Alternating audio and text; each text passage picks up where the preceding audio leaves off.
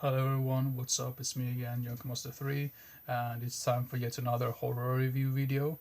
And today's film I'm gonna make a review of today is the film called The Dividing Hour from the early 2000s, which I'm not sure if this was a shot on video film or like something like that, or Super 8, I'm not really sure. But this came out in 2003, according to IMDb, and I believe I can't see the year on the front cover or the back of this one, so that's the reason why I looked it up on IMDb. This is directed by, let's see, what's his name? I can't see that either on the back. Michael J. Prosser, and this is basically about these like kind of crooks, like four crooks. They're out like driving in their car, and they are eventually stopping by like some sort of gas station, and they mess around right there, and I think they kind of like steal some things from there as well. So you don't really get a good impression of these people right away at all. So eventually, just because they are like kind of like drug addicts as well, the driver he like crashes the car like into the middle of nowhere, so they have to walk quite a bit, and then they get picked up by this guy called was it Al, I believe his name was, and he seems a little bit sketchy when they jump into it. I got some really bad vibes from that guy in general. So I thought, well, they're probably going to be delivered to some slaughterhouse or something. So, but they do eventually get to this house, and I believe this also feels like it's like a middle of nowhere as well. Um, and then when they go in there, there's like a lady in there, and she lives there with another strange guy who just looks right like straightforward. He's like really strange. I'm just gonna leave it at that for the storyline. That's pretty much everything I want to say without spoiling the film. Now, what did I think of the film in general?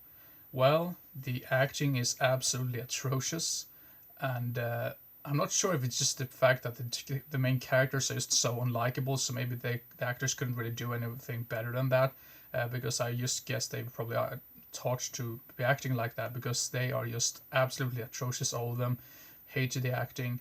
Um, the I would say the setting is probably one of the best things about the entire film, because I sort of have a soft spot for some of those films that takes place out in the middle of nowhere or like in wooded areas and whatnot. Um, but the problem is also that once they get to this house, it just seems like, well, that's it. You're just gonna be in this goddamn house for the rest of the film, don't you? So yeah, that's really another really big issue with like the setting. You had this really an interesting setting, like with the house, like the area around the house, which could have been really interesting, but they didn't really get into that at all. And this creature on the back right here is probably one of the only good things about the entire film, in my personal opinion. It was like a weird kind of like stop motion affected like type monster, which was quite fascinating. But the storyline is just so boring. The characters are annoying. The acting is terrible. I mean, camera work and lighting and stuff like that is okay for like a low budget production like this, I assume. But other than that, this is just a terrible film in my personal opinion. I actually expected more from this, at least somewhat decent acting or like interesting like death scenes or something like that. But I just thought this was absolutely boring. Very little blood or gore effects, way too little for my taste, and yeah, I think there's no real atmosphere to it as well. It's just, I mean, I almost fell asleep while watching this film, and that's not really a good thing either. So what else can I talk about? The music, yeah, what little music there was not good at all. I thought that was really boring, and quite dull music as well. Typical like early 2000s garbage in my personal opinion when it comes to both film and music in general. And I think one of the biggest issues of this film is that, one, they just go into this house and that's it, goodbye, the end of the film.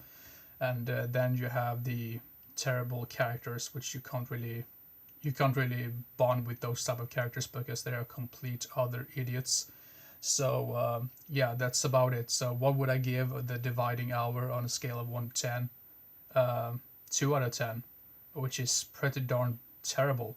Um, there's no, I mean, I'm not surprised that this is quite obscure, because according to IMDb it only has 50, let's see, no, 81 votes. Me being one of them. But one thing that I thought was really stupid is, if you look at this of the front cover right here, it says it sneaks up on you, and do you see how who said that? Roger Ebert and the movies. I don't believe that for any second at all. He would despise this thing. He probably just saw the trailer and said, "Whoa, it sneaks up on you," and he didn't watch the entire film. That's just my guess. And they just kind of took that quote and like, "Oh, let's put that on the film." Yeah, I don't believe that one bit. Yeah, I can't recommend this at all unless you like really terrible, trashy films. And it's not even like a so bad it's good type of film, because sometimes you have acting that is so bad it's good, and sometimes you just have acting that is just so bad that it's just frustrating and annoying. And this one is the latter of the two, which is unfortunate. But yeah, The Dividing Hour, can't recommend this one. 2 out of 10, terrible film. That's it. So yeah, hope you enjoyed this particular video. Like I said in the previous video I made before, I'm probably gonna make the top 5 of the month for the month of May as well. So keep your eyes open for that one. And after that, I'm probably gonna make another like update video probably. So we'll see that. And I'm also planning to make more like ranking videos or top 10 lists as well, because that was quite a while now since I did that. So yeah, keep your eyes open for those videos, and see you next time. Bye bye.